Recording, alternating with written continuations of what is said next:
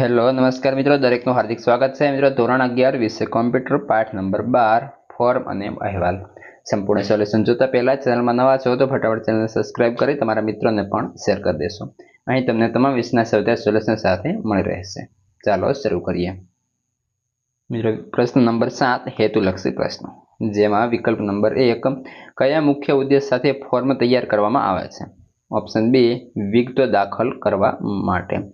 ત્યારબાદ આગળ કયા મુખ્ય ઉદ્દેશ સાથે અહેવાલ તૈયાર કરવામાં આવે છે? ઓપ્શન એ વ્યવસાયિક ઢબે માહિતી રજૂ કરવા. 3 નીચેના પૈકી શેના માટે ફોર્મ વાઇઝર ડેટા એન્ટ્રી માટેનો ફોર્મ તૈયાર કરવા દે છે? ઓપ્શન બી અને સી બંને, એટલે કે અહેવાલ અને ટેબલ. વિકલ્પ નંબર 4 ફિલ્ડને પસંદ કરવા માટે કયો વિકલ્પ ઉપયોગમાં લેવાય છે? Option A Ctrl+ક્લિક. 5 ઉપયોગકર્તા દ્વારા તૈયાર કરવામાં આવતી સહાયરૂપ શબ્દ ધરાવતી ટૂલ ટીપ સામાન્ય રીતે નીચે પૈકી કયા ઓબ્જેક્ટ સાથે સંકળાયેલ છે? ઓપ્શન સી ફોર્મ પરનું નિયંત્રણ ફિલ્ડ. જો તમને મારા વિડીયો સારા લાગે છે તો લાઇક, કોમેન્ટ અને શેર પણ કરતા રહેશો. જોઈએ વિકલ્પ નંબર 6 એક સાથે કેટલા ટેબલમાંથી અહેવાલ તૈયાર કરવા રિપોર્ટ વિઝાર્ડ ઉપયોગમાં લેવાય છે?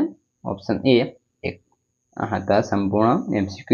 હવે તમારે સૌથી સોલ્યુશન અને વોટ્સએપ ટેલિગ્રામની લિંક આ વિડીયોના ડિસ્ક્રિપ્શનમાં આપેલી છે.